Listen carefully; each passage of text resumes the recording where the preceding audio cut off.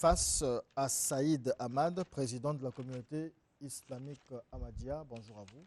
Bonjour, monsieur Jazz. Alors, la question que je poserai, elle est simple. À vous, je dirais pourquoi le christianisme, et à M. Saïd, je dirais pourquoi l'islam. Vous avez 3 minutes. Merci beaucoup. A'udhu billahi minash shaitanir rajim. Bismillahirrahmanirrahim. Pourquoi je suis musulman? La fois passée, j'avais donné certains points. Je continue. D'abord, le Saint-Coran, c'est un livre révélé par Allah, par Dieu, au prophète Muhammad sallallahu alayhi wa sallam. Maintenant, le Saint-Coran, ce que Dieu a révélé, lui-même il déclare que Zalikal Kitabu la Raiba Fihi, que c'est un livre là où il n'y a pas de doute. Comme c'est un livre là où il n'y a pas de doute, à cause de cela, j'accepte ces livres. Deuxièmement, le Saint-Coran, il nous a dit que Al-Yawma akmaltu lakum dinakum wa atmamtu alaykum ni'mati wa razitu lakumul islam dina. Que aujourd'hui, j'ai parachevé ma religion pour vous et j'ai complété ma grâce et j'ai choisi l'islam comme votre religion. Et en plus, le Saint-Coran nous dit que inna nahnu nazzalna zikra wa inna lahu lahafizun, que Dieu lui-même il a dit que c'est nous qui avons révélé le Saint-Coran et nous sommes gardiens du Saint-Coran. C'est ça que tout ce que l'homme avait besoin jusqu'à la fin du monde, Dieu a dit, il a déjà révélé dans le Coran et il a pris la protection du Saint-Coran à lui-même, ce que Dieu a révélé à peine que je vous ai récité. Maintenant, comme c'est un livre inchangeable, Dieu lui-même, il a pris la protection et ça fait déjà 14 siècles que le Saint-Coran est intact.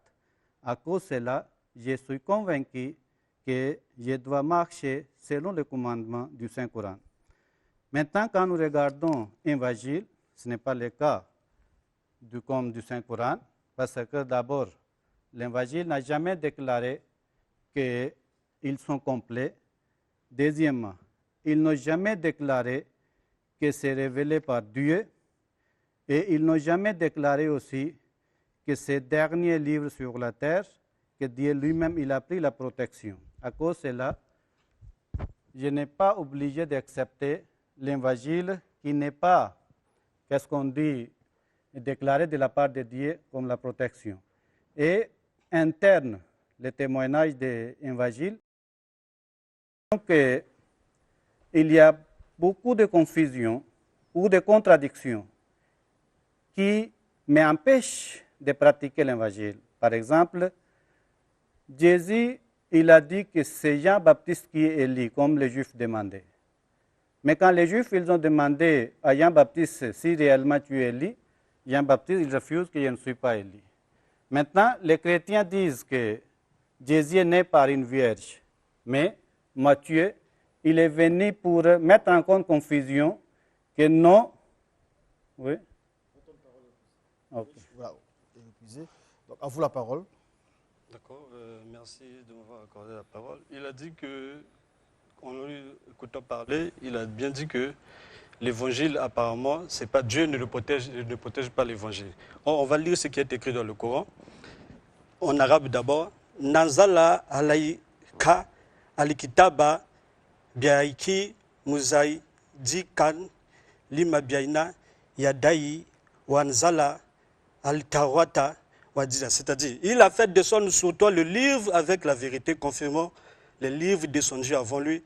Il fit descendre la Torah et l'évangile. Donc le Coran confirme que l'évangile, c'est bien et bien la parole venue de Dieu. Pourquoi nous croyons en Jésus-Christ? C'est parce que Jésus-Christ, lui-même, c'est le chemin, la vérité et la vie, parce qu'il a dit, nul ne peut aller au Père que passer par moi. Pourquoi? Parce que Jésus-Christ, c'est hier, aujourd'hui et éternellement. Hébreux chapitre 13, verset 8. Mais pourquoi nous avons... Parce que le Seigneur nous a envoyé passer ce message. Il dit dans Actes chapitre 10, le verset 42, il dit « Jésus nous a commandé de prêcher au peuple et d'attester qu'il a été lui-même désigné par Dieu comme juge des vivants et des morts. Tous les prophètes rendent de lui témoignage que quiconque croit en lui reçoit par son nom le pardon des péchés. » Or, selon l'islam, dans le livre 66, dans le Saint-Coran, le livre 66, qui dit interdiction, on dit le verset 8, « Oh, vous avez cru, répentez-vous à Allah d'un repentir sincère. Il se peut que votre Seigneur vous efface vos fautes et qu'il vous fasse entrer dans les jardins sous lesquels coulent les ruisseaux. Le jour où Allah épargnera l'ignominie aux prophètes et à ceux qui croient avec lui. » Or, nous savons que l'ignominie, c'est l'infamie, le déshonneur. Donc, même le prophète lui-même, quand il était en vie, il était considéré comme étant un pécheur. Par le Coran, dans le livre 48, verset 1 à 2, on dit... Merci, M. Diaz, pour la parole. Pourquoi le christianisme? En gros, je dirais que le christianisme me permet de vivre en parfaite harmonie avec mon époque. Vous savez, si on voit des deux religions, laquelle de ces deux religions cadre parfaitement avec les temps actuels? Nous savons que le monde actuel, nos sociétés sont régies par les droits de l'homme, l'égalité entre l'homme et la femme, les libertés religieuses et les libertés de conscience, les vivre ensemble, pour ne citer que ça. Prenons par exemple le cas de l'égalité des droits entre l'homme et la femme. Galates, Galates chapitre 3, le verset 28 nous dit « Il n'y a plus ni juif ni grec, il n'y a plus ni esclave ni libre, il n'y a plus homme ni femme, car tous vous êtes un en Jésus-Christ. » Mais par contre, quand je vais du côté de l'islam, prenons Bukhari, le volume 3, le livre 48, numéro 26, en conformité avec la sourate de 282, il est écrit, le prophète a dit, le témoignage d'une femme n'est-il pas égal à la moitié de celui d'un homme? Les femmes ont dit oui. Il a dit, c'est en raison de la déficience de l'esprit de la femme. Une telle mentalité si primitive, qui est considérée comme insulte pour le temps actuel, pose déjà problème avec le siècle présent.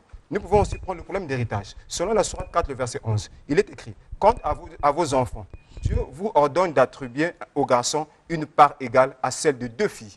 Déjà, inégalité en part d'héritage, pendant que nous parlons de l'égalité entre l'homme et la femme en matière de droit. Un autre point encore, comment peut-on prendre une religion compatible à notre époque qui légalise la pédophilie? La sourate 65, le verset 4.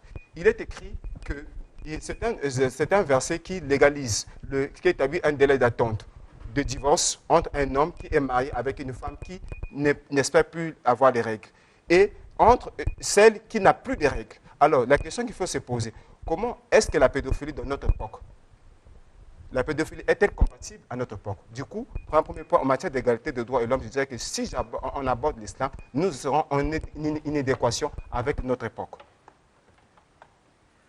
Ah, d'accord, son temps de parole est épuisé. Si je comprends bien ici, le frère Durel Ebea a démontré, sinon a évoqué le fait que le Coran reconnaisse la religion chrétienne, l'évangile, donc reconnaisse Jésus-Christ, etc. Et que notre frère Céleste Malonga, lui, fait une étude comparative en montrant que l'islam est une religion, entre guillemets, d'injustice. Là-bas, il n'y a pas d'égalité. Les droits des uns sont bafoués. Et en faisant comparaison justement avec le christianisme, il a montré que le christianisme, c'est la religion de la justice, des droits de tout le monde. Monsieur Saïd. Ok, merci beaucoup. Je suis désolé. Il a cité certains versets coraniques et hadiths, mais malheureusement, il n'a pas cité biblique. Que la Bible, comment il a divisé l'héritage d'un mortel ou un quelqu'un. Maintenant, je ne sais pas, c'est le premier prophète qui est venu pour donner les droits à tout le monde. Il y avait des nations ou des genres de personnes qui étaient persécutées dans la société. Les esclaves et les femmes. Façon donc que l'islam a établi tous les droits. Il n'y a pas aucune religion. Montre-moi là où Jésus a établi. Paul, il dit, je n'ai pas aucun commandement pour les vierges, mais je donne mon opinion, que les femmes vierges ne doivent pas marier, ils restent pour moi, comme moi. C'est ça l'égalité. Pendant que l'islam, il dit, tout le monde a besoin de mariage. Maintenant, quand il dit que l'islam n'a pas partagé bien l'héritage, pour une fille et pour la fille, une partie pour les garçons, deux parties. Mais il oublie que la fille, quand il va marier, il va chez qui? Chez son mari. L'islam a réservé le droit, l'héritage par son mari. Une partie, il va bénéficier de ses parents, une partie, il va prendre chez son mari. Maintenant, les garçons qui vont prendre deux parts, ils sont obligés de garder leurs parents et les nourrir. À cause de cela, l'islam, il a donné deux parts. Il faut que l'héritage, ils vont occuper la maison de leurs parents. À cause de cela, l'islam est tellement, qu'est-ce qu'on dit, juste, et c'est qu'il n'y a pas aucune religion qui peut faire face à l'islam. Maintenant, ici, la question est pourquoi j'accepte l'islam. Maintenant, je lui ai dit que Jésus ou la Bible ne peut pas mettre debout devant l'islam. Pourquoi? D'abord, Jésus lui-même, tout ce qu'il a prophétisé, ce n'a jamais réalisé. Jésus dit, plusieurs parmi vous seront vivants que je vais revenir. Il a dit à voleurs que vous serez aujourd'hui avec moi dans le paradis. Il a dit à Pierre que vous allez juger les 12 tribus des enfants d'Israël. Maintenant, c'est à réaliser quand? Et quel moment? Il faut qu'il nous dise. Le Saint-Coran, il déclare que le prophète Mohammed sallam, il est un modèle excellent pour vous. Il faut le prendre. Si vous suivez le prophète Mohammed sallam, Dieu lui-même, il viendra vous aimer. C'est ça que le Saint-Coran, il déclare. Maintenant, quand je regarde le cas de Jésus, Jésus ne peut être un modèle pour quelqu'un. D'abord, Jésus n'a jamais marié, il ne connaît pas le rôle d'un mari. C'est-à-dire les gens, personnes qui ont marié, ils vont prendre Jésus comme un modèle comment? Maintenant, le père, Jésus n'était pas un père, mais il peut être un modèle pour comment? Maintenant, comme Jésus, avec sa mère, il est toujours fâché en disant aux femmes, cela signifie qu'il n'est pas un modèle, mais pour les voisinages et pour les femmes de la rue, il est content avec elles, marche ensemble. D'accord. Votre parole est épuisée. Vraiment, là, c'est un coup déjà que M. Saïd vous donne. Ah bon? À vous les On va réponses. répondre d'abord par rapport à allez-y. l'histoire du mariage. Ils doivent savoir que même le prophète lui-même n'a pas respecté ce qui est écrit dans le Coran. Je vous lis.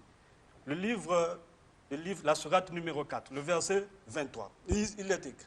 Vous sont interdites vos mères, vos filles, sœurs, tantes, paternelles et tantes maternelles, filles d'un frère, filles d'une sœur, mères qui vous ont allaité, sœurs de lait, mères de vos femmes, belles-filles sous votre tutelle, et issues des femmes avec qui vous avez consommé le mariage. Si le mariage n'a pas été consommé, s'il n'est pas un péché de votre part. Si les femmes de vos fils sont nées de vos reins, de même que vous avez réuni exception faite par le passé, car vraiment Allah est pardonneur et miséricordieux. Le prophète lui-même a fait marier sa fille à son cousin Ali. Alors, tandis qu'ici, c'est interdit. C'est Ça, interdit. Non, répétez encore. Je suis en train de lire. Il Oui, me parle de temps parce si que vous j'ai que avez 2 minutes. compris. À moins que vous Lire. m'ajoutez. Lire Je encore. réponds. Je réponds. Il est écrit. Vous sont interdits vos mères, filles, sœurs, tantes, paternelles et tantes maternelles, filles d'un frère et filles d'une sœur, mères qui vous ont allaité, sœurs de lait, mères de vos femmes, belles filles sous votre tutelle, issues des femmes avec qui vous avez consommé le mariage. Si le mariage n'a pas été consommé, ceci n'est pas un péché de votre part. Les femmes de vos fils, nées de vos reins, de même que deux sœurs réunies, exception faite pour le passé. Pourquoi? Parce qu'on dit dans le passé, parce que Abraham, parce qu'Abraham est sorti du Chaldée, Abraham pratiquait les lois chaldéennes. C'est pour cela, dans la loi, là-bas, c'était permis que tu puisses épouser même ta cousine ou ta soeur. Voilà, Abraham a épousé Sarah qui était de même père, mais pas de même mère. Par selon Genèse chapitre 20, verset 12. Or, il parle de que Jésus-Christ n'exauce Non, tu n'as pas. pas répondu d'abord à Ali. Ali, Non, il c'est a son quelle temps de parole. relation Vous avec... voulez poser des questions à Non, il personne. faut que j'ai posé Son la temps de parole, question. son temps de parole. Il faut On répond. éclairer, non? Je Son sais temps de pas, parole. Ali, c'est le cousin. Ali, c'est le cousin. Laissez-le c'est développer, cousin, vous C'est le répondez, quatrième vous calife. posez C'est la le quatrième calife selon la religion. C'est même le. On se fâche pas, donc C'est ça, c'est allez-y, le allez-y. quatrième calife. Ça, c'est le Coran. Moi, je Allez-y, je bon, ne vois allez-y, pas. allez-y. Donc, il dit que Jésus-Christ n'exauce pas le péché. Jésus-Christ, quand il est ressuscité, automatiquement, il n'est pas parti, il n'est pas encore parti au paradis.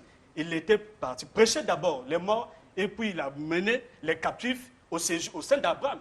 C'est pour ça, c'est là où il a dit aux voleurs, aux brigands de la croix que non, tu seras avec moi au paradis. Et le Saint-Abraham, c'est déjà un lieu de repos pour les chrétiens parce qu'ils attendent l'enlèvement. Merci. Une fois de plus, je vais être factuel. Je suis au XXIe siècle. Pourquoi le christianisme et non l'islam? L'islam autorise le mariage avec des filles prépubères, quand je l'ai lu dans la Sourate 65, le verset 4. Cela me pose problème avec le monde actuel. Ce que nous appelons par la pédophilie aujourd'hui, l'islam autorise cela. Ça veut dire que si j'opte pour l'islam, j'aurai des problèmes avec ma société. La liberté religieuse. L'article 18 de la Déclaration universelle des droits de l'homme stipule que chaque être humain est libre de choisir sa religion ou de la quitter pour une autre. Dans le christianisme, excepté la perte du salut en Jésus-Christ, nous n'avons aucun châtiment corporel qui est réservé à toute personne qui décide d'abandonner sa foi. Du côté de l'islam, Bukhari, le volume 9, le livre 84, le numéro 57, en conformité avec la sourate 16, le verset 106, il est écrit ceci. Le prophète Mohammed a dit, celui qui quitte la religion, tuez-le. Bukhari, le volume 9, le livre 83, le numéro 17, il est écrit ceci que le meurtre d'un musulman n'est permis que dans 3 cas précis. Si celui-ci a commis un meurtre, si celui-ci a commis l'adultère, et si celui-ci a quitté la religion. Je vais te poser la question. Est-il dans une société moderne convenable de tuer une personne parce qu'il a commis un adultère? Je pense que cela pose un problème de compatibilité avec le monde d'aujourd'hui. Du coup, voilà pourquoi je préfère choisir le christianisme parce que le christianisme s'intègre parfaitement avec ma société. Oui, merci si beaucoup. Merci beaucoup. Vous avez encore le temps, vous avez encore le temps. Allez. Oui, voilà, pour être encore plus factuel, je vais donner pour preuve, le 15 novembre 2012, Farhan Hadj Mous a été décapité publiquement par les Chebab pour avoir quitté l'islam et se converti au christianisme. Une fois de plus, cette religion me pose problème avec le monde actuel. Oui, merci beaucoup. Merci beaucoup. Le problème, c'est quoi? Là, vous pouvez poser vos questions. D'abord, il parle d'Ali. Ali était un cousin du prophète Mohammed sallam. Et nulle part dans le Saint-Coran, c'est interdit qu'avec les cousins, tu ne peux pas marier. Le Saint-Coran, il t'interdit, tu ne peux pas marier avec ton neveu. Le fils de votre frère, tu ne peux pas marier. Avec la fille de ton frère, tu ne peux pas marier. On reprend la lecture. Vous comprenez? Mais tu vas prendre à la maison. Tu es en train de rire, Vardianida. Maintenant, deuxièmement, il y avait parlé ici sur l'égalité. L'islam, il a donné les droits à tout le monde. Ce que Jésus n'a pas pu donner. Il ne peut pas être responsable, comme j'ai cité, vous n'avez pas répondu. Deuxièmement, l'islam nous enseigne, après Dieu, il faut respecter les parents. Le prophète Mohammed sallam n'avait pas les parents, mais il a respecté sa mère nourricière jusqu'à la fin de sa vie. Le Saint-Coran, il nous commande, après Dieu, si vous ne respectez pas vos parents, vous ne pouvez pas entrer dans le paradis. La Bible dit, il faut les tuer. C'est ça la Bible dit. Jésus lui-même, il dit. Pour nous donner le verset. Jésus lui-même, il dit, les parents qui ne sont pas respectés, il faut lapider, il faut les tuer. Donnez-nous le verset. Maintenant, le Saint-Coran, il dit, et nous avons enjoint à l'homme, au sujet de ses parents, sois reconnaissant envers moi et envers tes parents. Le Saint-Prophète, il a dit, le paradis se trouve sous les pieds de votre mère. Et votre père, il est porte de la paradis. Si vous voulez entrer dans le paradis, il faut respecter les parents. Mais le cas de Jésus, quand il dit aux femmes, qu'est-ce qu'il y a avec un problème avec moi? Maintenant, le pasteur aujourd'hui, il est fier de dire que Jésus n'a jamais parlé à sa mère, mère. Il était toujours fâché contre sa mère. Mais comment il peut être un modèle pour moi? En plus, le Saint-Coran, il nous demande que seul prophète qui peut vous donner la vie, le seul prophète qui peut vous ressusciter, c'est le prophète Mohammed sallallahu alayhi wa sallam. Regardez le verset, chapitre 6, verset 25. Il dit, Ya ayyuhallazina amanu istajibu lillahi wa lirrasuli. Ô croyants, il faut répondre à l'appel d'Allah et à l'appel de son messager. Iza da'akum lima yuhjikum. Quand il vous appelle pour qu'il puisse vous donner la vie. Stop. Voilà. On nous dit que c'est ça, c'est la fin du temps de M. Saïd Ahmad. C'est vous qui avez le temps de parole. Mais je retiens que vous avez eu à dire que M. Saïd a eu à dire que Jésus n'est pas un modèle et il a développé. Vous n'avez pas donné de réponse, donc vous lui devez une réponse ou des explications. M. Saïd aussi, vous devez des explications aux autres parce qu'ils vous ont dit que l'islam ne respecte pas les droits de l'homme aujourd'hui. L'islam, selon ce qu'il raconte, il a lu du Coran ou des hadiths, encourage la pédophilie, alors que c'est condamné. Il a cité des articles ici. La liberté de religion. Vous n'avez pas cette tolérance-là et il vous dit ici que voilà, le monde d'aujourd'hui devrait respecter le droit de religion des autres, respecter aussi la pédophilie. Vous n'avez pas répondu. Donc, oui, je pense qu'il faut qu'on fixe un sujet sur lequel on va développer. Non, si on parle des droits de l'homme... Vous avez dit des choses, oui. Vous attendez des réponses des autres, les autres aussi attendent des réponses de vous. Okay. Allez-y, donc vous répondez les uns aux autres. Il n'y a pas de souci. Donc, dans votre temps de parole, vous pourrez répondre aux questions de M. Saïd et vice-versa. Okay. C'est moi qui... Allez-y. D'accord. Il a parlé, il a dit que Jésus-Christ n'était pas marié. Mais quand nous lisons Matthieu 19, je lis verset 12, Jésus-Christ dit, il y a des eunuques qui le sont dès le sein de leur mère, il y en a qui le sont devenus par les mères des hommes, il y en a qui se sont rendus eunuques à cause du royaume des cieux, que celui qui peut comprendre, comprenne. Pourquoi? Parce que Jésus-Christ, c'est le Dieu, il ne pouvait pas avoir une femme. Maintenant, il dit que Jésus-Christ a enseigné aux gens de manquer leur mère. Or, Jésus-Christ, qu'est-ce que Jésus-Christ a dit? Il nous a donné un commandement qui dit aime ton prochain comme toi-même. Parce que aime ton prochain comme toi-même résume tous les commandements donnés à Moïse. Mais quand nous lisons Ephésiens chapitre 6, le verset 2, il est écrit: Enfants, obéissez à vos parents selon le Seigneur, car cela est juste. Honore ton père et ta mère, c'est le premier commandement, accompagné d'une promesse, afin que tu sois heureux et que tu vives longtemps sur la terre. Moi, je ne sais pas pourquoi. Il est en train, je ne sais pas s'il a eu ça où, s'il a ramassé ça où. C'est pour ça qu'il est dans la confusion. Il est en train de dire de n'importe quoi que lui-même ne maîtrise pas. Pourquoi nous chrétiens, nous croyons à Dieu et que le christianisme, c'est plus que l'islam? Pourquoi? Parce que Dieu lui-même, il avait fait le choix. Quand nous lisons la sourate numéro 3, à partir du verset 250, sourate 2, pardon. Voilà les versets d'Allah que nous, Mohammed, récitons avec vérité. Tu es certes parmi les envoyés, mais parmi ces messagers, nous avons favorisé certains par rapport à d'autres. Ça, c'est Dieu qui dit.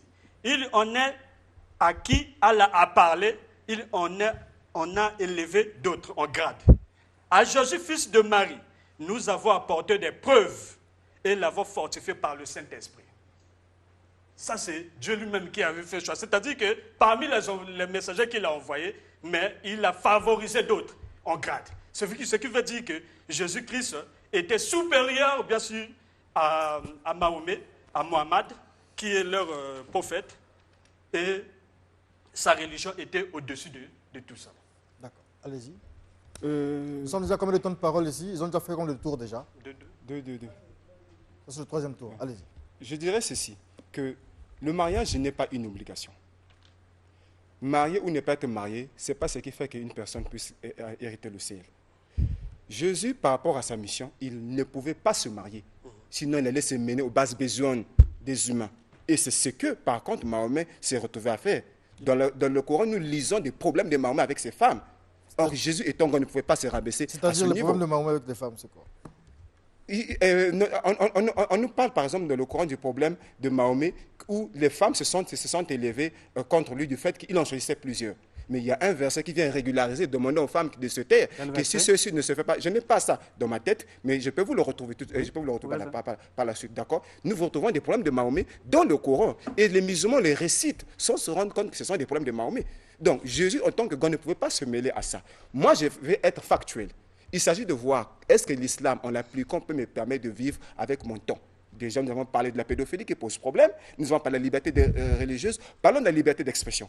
Dans le christianisme, nous avons vu Jésus être qualifié de tout, de beaucoup, insulté. Mais jamais il a riposté avec violence. Mais par contre, dans l'islam, nous savons qu'il est strictement interdit de remettre en cause un seul point de l'islam ou de critiquer Mahomet sous peine de mort ou de persécution. Pour être actuel, je vais citer, excusez-moi, je vais citer des personnes notamment... Pas les personnes, la couverture Excusez-moi, coranique. laissez-moi. Mohamed a ordonné l'assassinat de Asma bin Marwan, de Fartana, de Koureba, de Sarah, pour ne citer que ceux-là. Pourquoi? Parce que ceux-ci l'avaient soit critiqué, soit avaient écrit des poésies contre lui, ou soit avaient écrit des chansons satiriques sur Mahomet. C'est Mahomet qui le fait. Cela montre déjà que si je choisis Mahomet comme modèle, cela veut dire que je ne permettrai pas la liberté d'expression dans notre époque. Et nous les voyons dans nos sociétés actuelles. Et pour être factuel, je vais prendre le cas de Mahmoud Mohamed Taha. Le 18 janvier 1985, Mahmoud Mohamed Taha a été décapité parce qu'il avait remis en cause dans son livre la notion de l'abrogation. Voilà une preuve que dans le monde islamique, on ne permet pas la liberté d'expression. Oui, merci beaucoup. Quand il parle de liberté d'expression, La parole de pédophilie. maintenant, c'est l'islam autorise. Tous les mots que vous utilisez contre Jésus par les Juifs, Jésus a aussi utilisé en disant vous êtes des serpents ou des enfants de vipères, tout ça. C'est Jésus qui l'a utilisé. Montrez-moi dans le Saint-Coran que le prophète Mohammed sallam lui-même il avait utilisé pour ses ennemis, ou soit il avait autorisé à musulmans de l'utiliser. Pendant que toute la vie du prophète Mohammed sallam, vous ne pouvez pas me montrer aucun verset du Coran et aucune histoire du prophète Mohammed sallam que là où les personnes étaient forcées pour convertir dans l'islam, jusqu'à la victoire de la Mecque. Regardez Ikrma bin Abu Jahl. Abu Jahl était un grand ennemi de l'islam. Ikrma, par rapport aux crimes qu'il avait commis contre les musulmans, il avait fui. Quand le Saint-Prophète sallam, il a annoncé qu'il n'était pardonné tous. Pendant que les jours-là, le prophète avait le pouvoir. Il pouvait couler le sang là-bas, mais il n'a pas autorisé. Il a dit tout le monde se pardonne. Sa femme qui est partie prendre Ikrma, revenez, tu es pardonné. Le prophète Mohammed sallam, il lui a réussi étant un chef de la Mecque. Ikrma lui-même, il a demandé, tu m'as pardonné sans que j'accepte l'islam. Il a dit, le prophète Mohammed sallam, il a dit, j'ai pardonné, je n'ai pas mis aucune condition. À ce moment-là, Ikrma, il dit, si c'est ça, il accepte l'islam.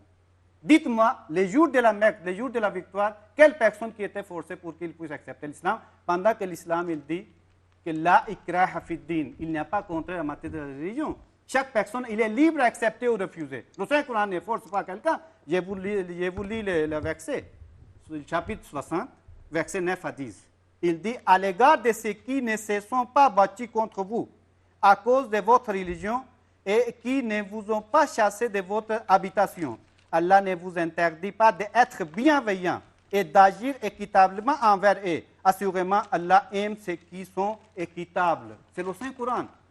Le Saint-Coran ne permet pas de combattre contre les gens qui ne combattent pas contre vous. Maintenant, c'est le premier verset qui était révélé pour les combats. C'était la deuxième année de migration. Le prophète Mohammed sallam, il a passé 13 ans à la Mecque. À la deuxième année d'émigration que le prophète Mohammed sallam, il a reçu les révélations que les gens qui viennent vous attaquer, vous avez le droit de défendre. Pour qui? Ce n'est pas pour la religion. Pour protéger votre âme, pour protéger votre corps. Ce n'est pas pour protéger la religion. La religion n'est pas enseignée que pour combattre. Par l'épée, tu peux rendre quelqu'un un hypocrite. Vous ne pouvez pas le convaincre. Mais c'est l'islam est répandu par la bouche, par les arguments. Tout comme aujourd'hui, la communauté musulmane Ahmadiyya est en train de répandre à travers le monde.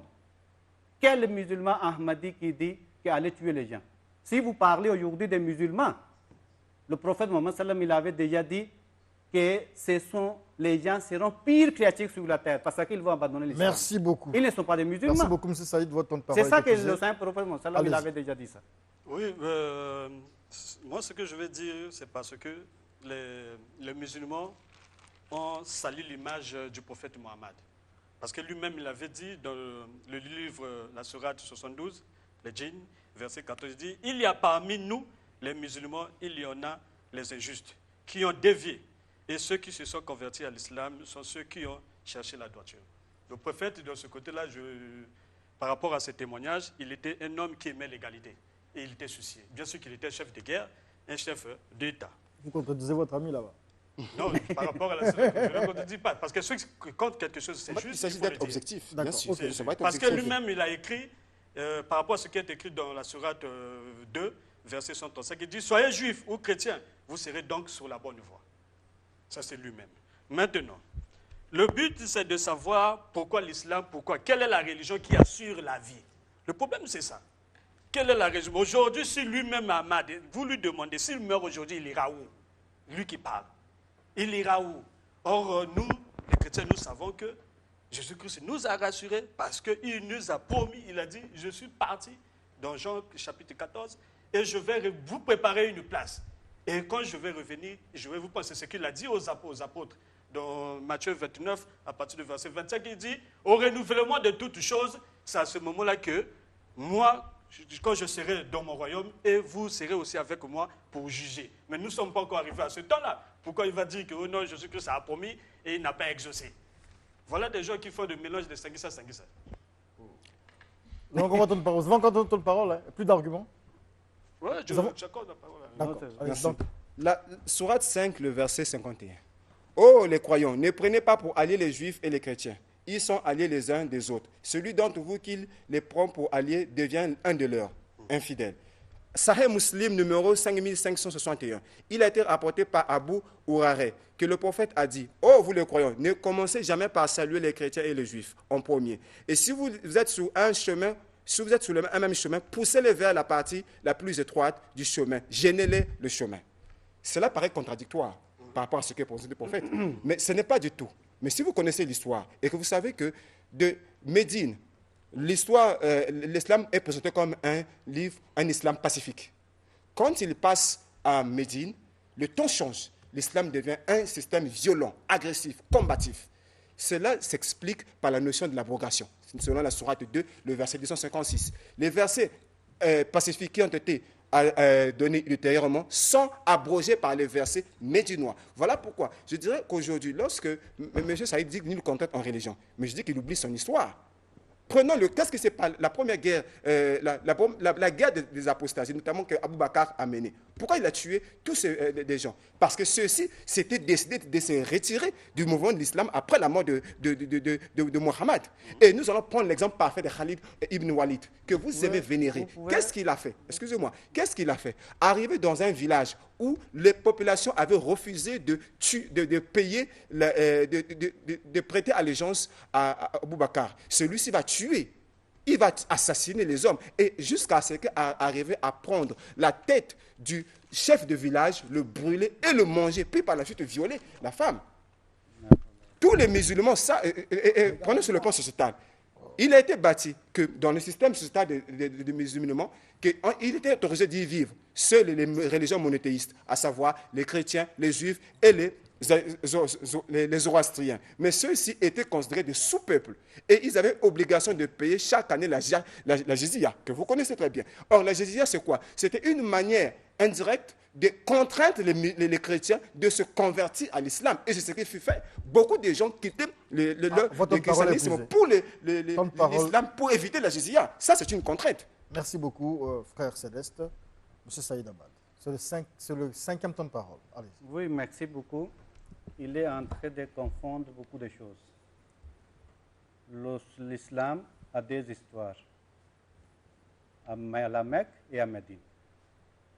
Tout ce que tu vas présenter, que non, les musulmans, ils ont tué, les musulmans, ils ont tué, les musulmans, ils ont interdit de ne pas s'allier avec les juifs, avec les chrétiens, c'est les moments qu'il y avait la guerre, les moments qu'il y avait les trahisons par les juifs pendant la pleine guerre.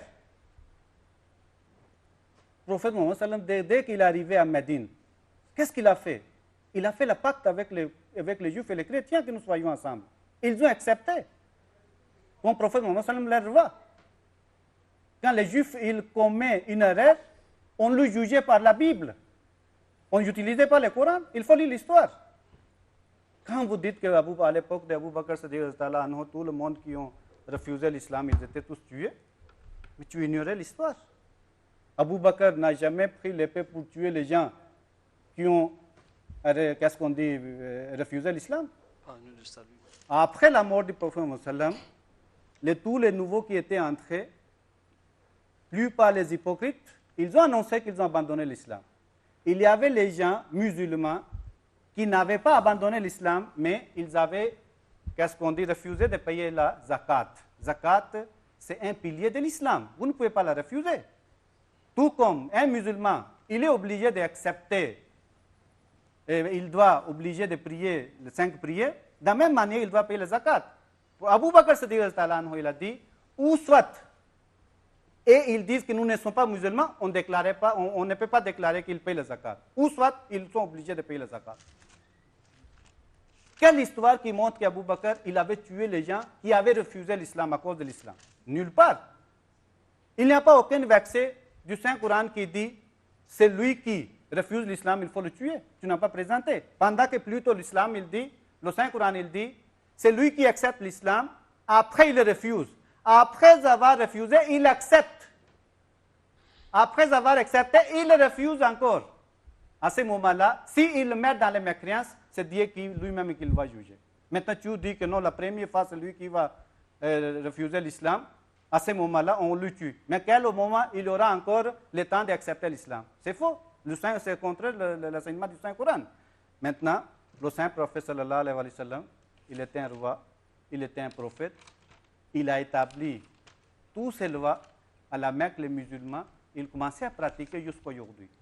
Maintenant, tout ce que tu vas dire aujourd'hui, que les musulmans ils font ceci, cela, c'est ça que je vous dis, ça fait déjà 14 siècles que le prophète Mohammed sallam, il avait déjà déclaré que les musulmans seront pires créatures sur la terre, même plus que les juifs. À ce moment-là, s'ils font quelque chose, ça ne tombe pas sur l'islam, ni sur le prophète Mohammed sallam. Aujourd'hui, c'est la communauté Ahmadiyya qui est un modèle, notre calife chef spirituel qui est un modèle. D'accord. Un pape qui avait parlé contre l'islam. C'est le cinquième, la dernière phase. Ou bien on aura d'autres derniers mots. Allez-y, nous sommes à la fin. Ok, bien. Ce qui est regrettable, c'est juste que monsieur Saïd ici oublie que leur système est établi par la notion de l'abrogation. C'est-à-dire les lois qui ont été données avant ont été abrégées par celles qui viennent par la suite. Ça veut dire que les lois anciennes ne sont plus d'actualité. Or, Mahomet, en mourant, quelles sont les lois qui étaient restées en vigueur? C'était des lois où il fallait être violent envers les autres religions monothéistes. Et les polythéistes, il ne fallait même pas les laisser la vie. Contrairement à M. Saïd qui refuse cette réalité-là, il y en a certains qui sont honnêtes, qui reconnaissent qu'il y a des problèmes. Je vais prendre l'exemple de Malek Chebel, qui est un anthropologue, libre penseur, algérien et musulman. Il dit ceci lors d'une interview qu'on lui a fait c'était au sujet de l'islam et la modernité. Il dit ceci: je suis persuadé que l'islam peut être compatible avec la modernité. S'il se déleste, c'est vrai, des versets qui posent problème, à commencer par ceux qui prônent les châtiments corporels et ceux qui maintiennent les femmes dans un statut inférieur. Selon la charia, le droit coranique, la part d'une femme dans l'héritage est inférieure à celle d'un homme. Ce n'est plus tolérable aujourd'hui. Il faut que les musulmans renoncent à la polygamie, ça c'est son avis, et il dit une chose qui est très intéressante, et proclame très clairement que la guerre sainte, le djihad, menée au nom de Dieu, n'est plus obligatoire en islam, en affirmant que les juifs et les chrétiens ne sont pas des ennemis. Une fois de plus pour dire qu'il y en a ceux qui reconnaissent qu'il y a des problèmes qu'il faut revoir. Et je pense que si on réfère à l'histoire, ce que vit l'islam aujourd'hui, ce n'est pas la première fois. Le catholicisme aussi a connu cela, en commençant au XVIe siècle avec le temps de la réforme. Mais sous la pression que le monde était en train de changer, le catholicisme a fini par se réformer. Et voilà pourquoi aujourd'hui, il arrive à s'adapter parfaitement au temps actuel. Et c'est ce qui est exhorté vivement à l'islam. Sauf que l'islam ne peut pas le faire parce qu'il y a seul Dieu qui peut le faire. Et Dieu n'a envoyé que prophète. Pour finir, je vais lire le livre, la sourate 19, qui est adressé à Marie. Et puis le verset commence à verset 21. Gabriel dit: ainsi sera-t-il, cela m'est facile, a dit ton Seigneur. Et nous ferons de lui un signe, Jésus-Christ, un miracle, pour les gens. Une miséricorde de notre part. Jésus-Christ, c'est la miséricorde de Dieu, de Allah. Pourquoi la miséricorde? Parce que c'est la grâce de Dieu. Lui-même, dans le verset 33, il dit encore, Mohammed, que la paix soit sur moi, ça c'est Jésus, le jour où je naquis, le jour où je mourrai, le jour où je serai ressuscité vivant. Verset 34, tel est Issa, entre parenthèses, Jésus, fils de Marie, parole de vérité dont il doute. Il parle de la communauté d'Ahmadiyya. La communauté d'Ahmadiyya, elles ne sont pas des musulmans. Il n'y a que deux tendances dans le monde des musulmans. Il y a les chiites et les sunnites. Eux, ils sont où? Parce qu'ils disent que le prophète Ghulam Hadrad, qu'est-ce que Ghulam Hadrad dit? Il vient accomplir plutôt la prophétie que Jésus avait parlé. Dans la sourate 61, à partir du verset 6, il dit: quand Jésus, fils de Marie, dit aux enfants d'Israël, je suis vraiment le messager d'Allah envoyé à vous confirmateur de ce qui est dans la Torah, est antérieur à moi et annonciateur d'un messager à venir après moi, dont le nom sera Ahmad. Puis, quand celui-ci vint à eux avec des preuves évidentes, il dit, c'est la magie manifeste. Le verset 7 il dit, qui est plus injuste que celui qui invente un mensonge contre Allah? Allah, qu'il est appelé dans l'islam, et Allah ne guide pas les gens injustes. Il veut l'éteindre de leur bouche la lumière éclatante, paracheva sa lumière en dépit de la version. Quelle est la lumière éclatante de Allah? On lit la sourate 4 à partir du verset 174. Ô gens, certes, une preuve évidente, donc on parlait de Jésus le Messie, vous est venu de la part de votre Seigneur et nous avons fait vers vous une lumière éclatante. Merci beaucoup. C'est la fin de ce débat comme tel, mais nous ouvrons une deuxième partie puisque toute l'intégralité de ce face-à-face sera diffusée dimanche prochain. Nous appelons ici le docteur Bosco Ben Youssef, qui est animiste, le docteur Renaud Boris Mbota, qui est chrétien, même s'il préfère qu'on dise qu'il est serviteur d'Elohim. Et nous appelons ici un Amadi, M. Bachir. Voilà. Venez rapidement. Donc on commence avec docteur Bosco Ben Youssef. Vous avez le micro. Vous avez suivi l'échange entre les chrétiens et le musulman. Je vous donne 5 minutes pendant lesquelles vous pourrez échanger avec eux si vous voulez émettre un point de vue. Bon, merci beaucoup. Je salue d'abord les débatteurs. C'est un débat si émouvant, si profond. Alors, à mon avis, en tant que noir, congolais, comment est-ce que je peux attribuer à des discours aussi subjectifs le mérite de promouvoir les droits de l'homme sur la terre? Autrement dit, ces deux livres, que ce soit le Coran, comme la Bible, ce mérite-là de promouvoir les droits de l'homme sur la terre. C'est une question que je me pose tout en répondant, avec tant de facilité. Est-ce que vous savez que ces deux livres ont fait la promotion de l'esclavage? L'esclavage, la traite négrière, ça, il ne touche pas ces points. Alors, comment peut-on promouvoir les droits de l'homme si de revers, ces livres ont fait la promotion de la traite des Noirs? Il y a eu au XIIIe siècle la révolte en Irak, dans le califat abbasside. Les Noirs se sont révoltés, qui ont été transportés en esclavage. En Irak, en Babylone, pour revendiquer leurs droits. Si un livre n'attribue pas le droit à un peuple donné, que cela soit la Bible, parce que la Bible a favorisé l'esclavage jusqu'à aujourd'hui, je peux vous le démontrer. Et le Coran a favorisé l'esclavage jusqu'à aujourd'hui. Les chrétiens ont mené les guerres qu'on appelait les croisades, ont tué les gens au nom de la Bible. Jésus a dit, dans Matthieu chapitre 10, il a dit, moi je ne suis pas venu apporter la paix. Jésus est plus que clair. Hein? Il a dit, moi je ne suis pas venu apporter la paix, que les hommes prennent les épées. Donc pour vous, ces deux religions ne valent pas. Ces deux religions n'ont pas le mérite, on ne peut pas les attribuer le mérite de promouvoir les droits de l'homme ici-bas sur la terre. Ce discours est subjectif. Oui, du point de vue apologétique, il est subjectif, il n'a pas de fondement.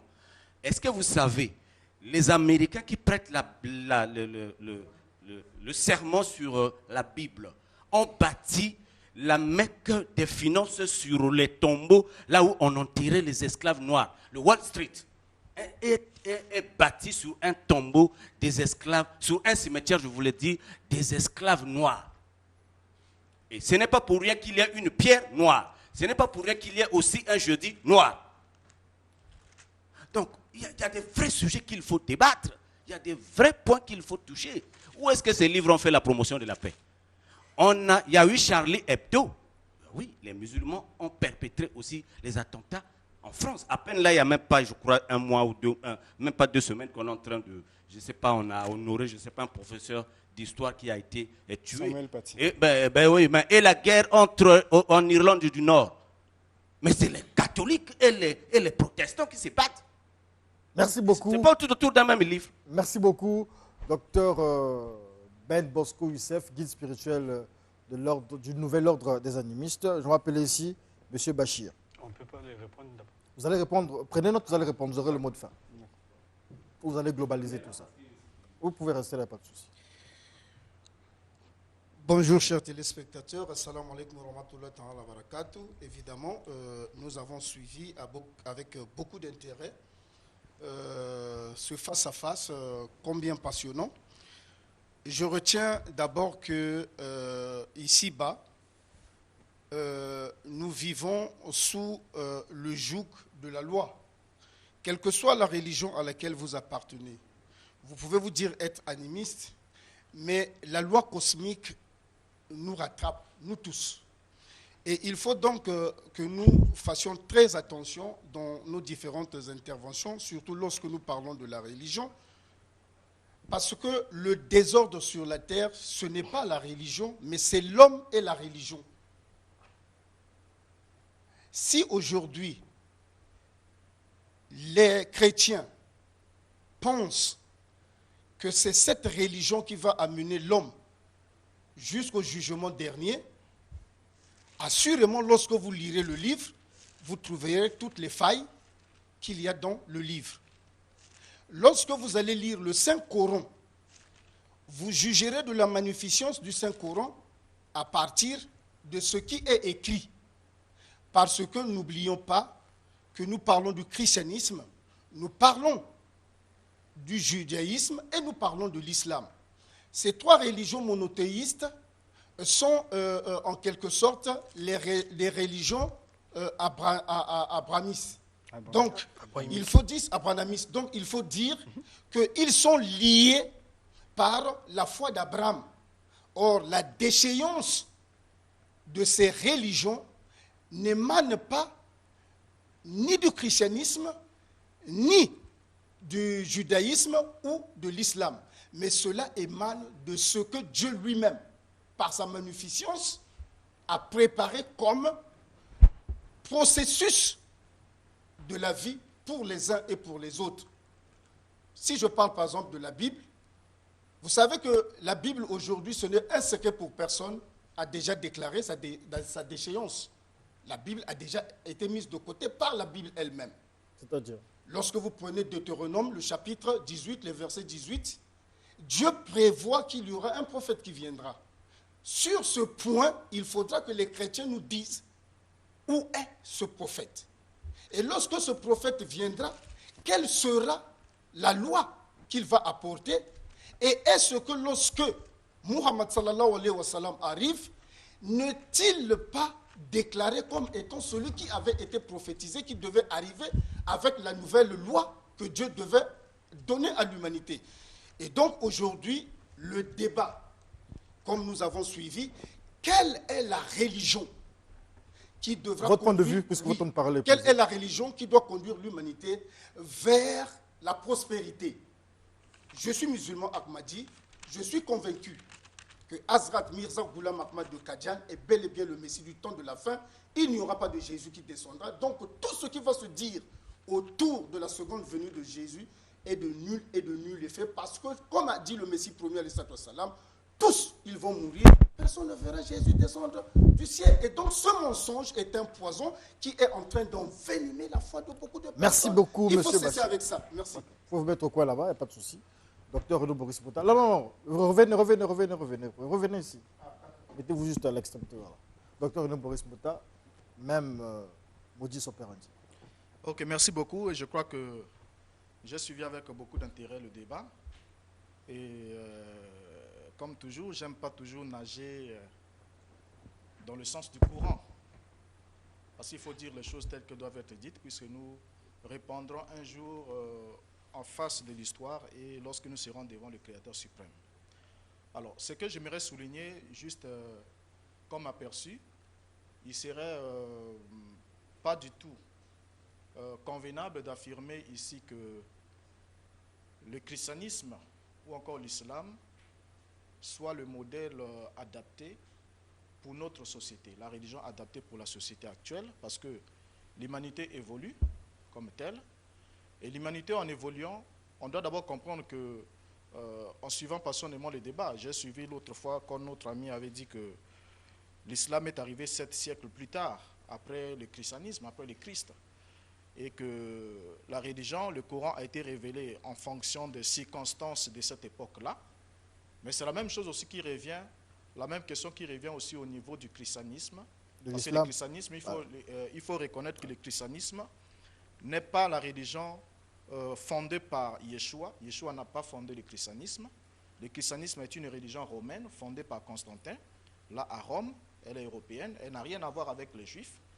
Et après avoir été fondée, le problème qu'il y a dans l'islam, tout comme dans le christianisme, ce n'est pas la religion elle-même, ce n'est pas la religion ni les textes, mais le premier problème, c'est d'abord les dogmes que les hommes ont élaborés autour de ce qui était autrefois des vérités pour une certaine époque. Parce qu'il y a des vérités qui l'ont été pour une époque, mais qui ne sont plus compatibles à une certaine époque. Donc les hommes ont élaboré des dogmes, et puis ils ont érigé des dogmes pour protéger ce qu'ils appellent la religion. Et ce qui en fait alors un rétroviseur.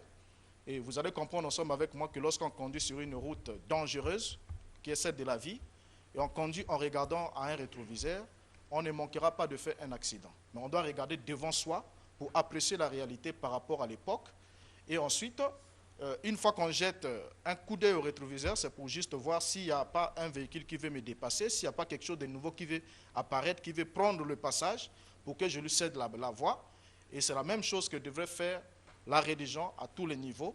Regardez qu'est-ce qui est mieux adapté, qui peut être pris de là pour être réactualisé aujourd'hui. C'est-à-dire qu'il faut qu'il y ait des mises à jour qui soient faites.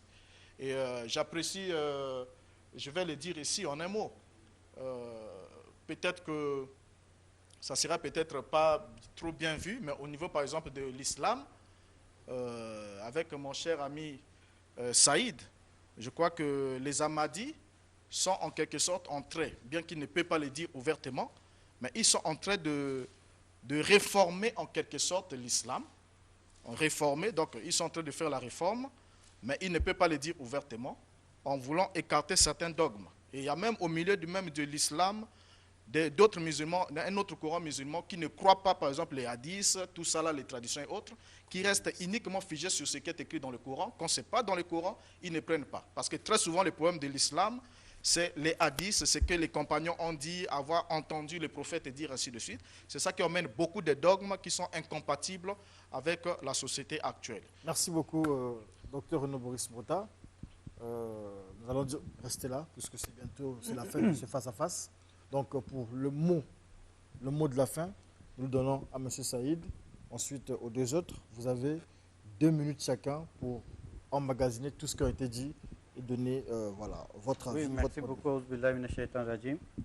Quand on parle des réformes de l'islam, mais nous disons ouvertement, la communauté Ahmadiyya, ces réformes de l'islam, on ne cache pas. Pourquoi? Le Saint-Prophète sallam, il a dit que les musulmans vont diviser jusqu'à 73 sectes. Un qui sera vrai, 72 iront dans l'affaire.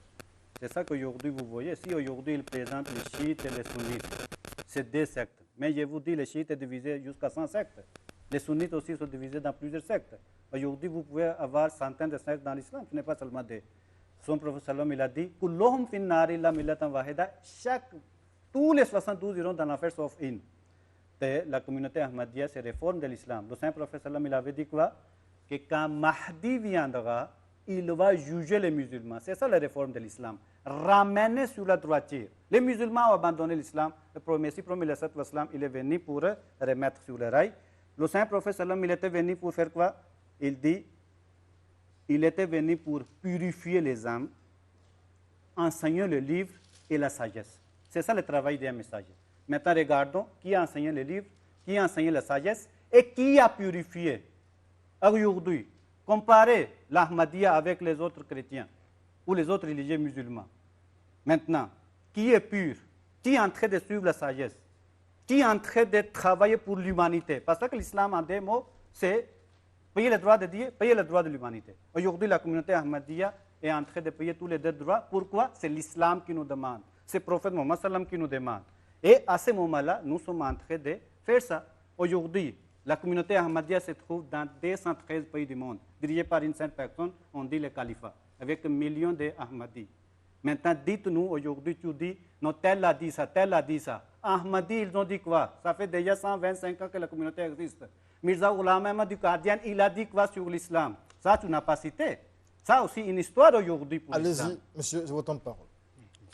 Je vais répondre d'abord à monsieur l'animisme. Déjà, Environ votre timing, il n'y a pas de souci. lui, il ne croit pas à la Bible, parce que les gens doivent comprendre la Bible. La Bible, c'est un ouvrage composé des Écritures saintes de la religion juive et les Écritures saintes des chrétiens. Pourquoi je le dis cela? Le christianisme, c'est une religion fondée par rapport aux enseignements de Jésus-Christ. La vie et la personnalité de Jésus-Christ. Jésus-Christ n'a jamais prêché qu'il puisse avoir des gens, d'autres personnes puissent briguer les autres. Rien. Mais aujourd'hui, quelle est la religion qui est emmenée? Il ne faut pas englober les choses. Le christianisme, ce n'est pas le catholicisme, ce n'est pas la religion romaine. Parce que même dans les Écritures, même Paul l'avait dit dans 1 Philippiens chapitre 1, à partir du verset 15. Certains livres prêchent le Christ par envie de rivalité, mais d'autres le font par position bienveillante. Ceux qui agissent par amour, sachant que je suis établi pour la défense de l'évangile. Tandis que ceux-là annoncent Christ par un esprit de rivalité et leurs intentions ne sont pas pures. Ils pensent ajouter quelques tribulations à des chaînes. Et quand nous lisons même 2 Pierre chapitre 2, on dit que non, dans les derniers temps, il y aura des faux prophètes. D'autres viendront faire calomnier même la vérité. C'est parce que ce sont ceux-là qui ont mené, qui ont commencé. On voit ça partout avec les églises de réveil, les protestantes. Ce n'est pas le catholicisme, ce n'est pas le christianisme. Le christianisme, ce sont les enseignements que Jésus-Christ a confiés aux apôtres. Dans lui-même, dans Matthieu 28, il a dit, allez-y, faites toutes les nations, mais enseignez les gens ce que moi je vous ai prescrit. Pourquoi il a dit? Parce que personne ne peut poser un autre fondement que ce que Jésus-Christ avait. Oh non, on ne comprend pas. Le christianisme, les enseignements de Jésus-Christ n'a pas besoin de ça. Ce n'est que de l'escroquerie pure et nette.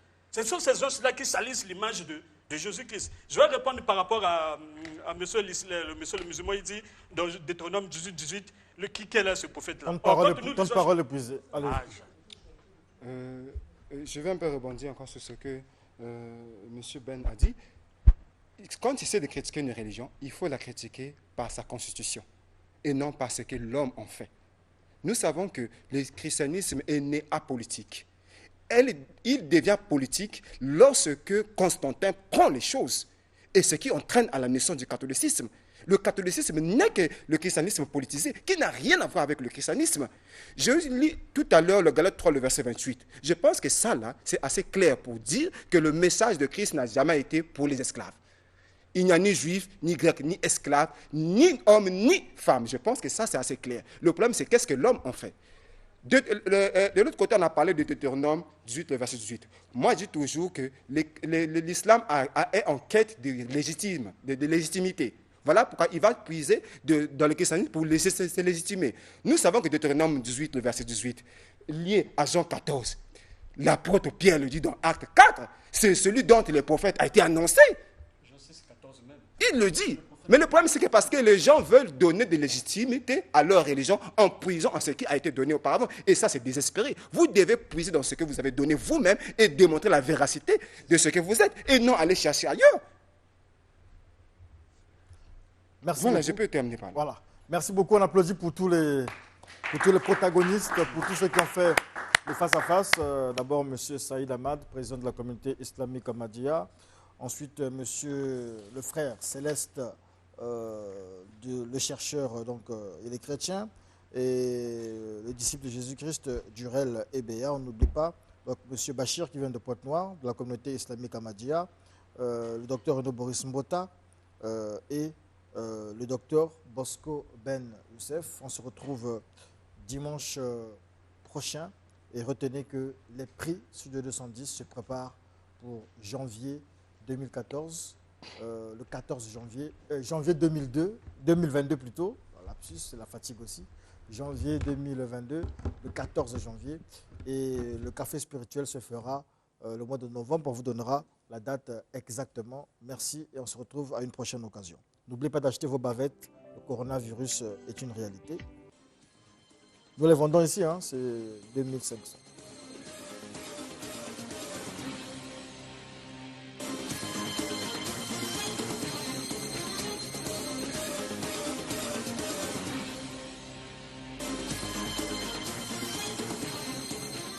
c'est la fin de l'émission. Comme je l'ai dit, je parle avec la bavette. Hein? D'accord, la bavette est là.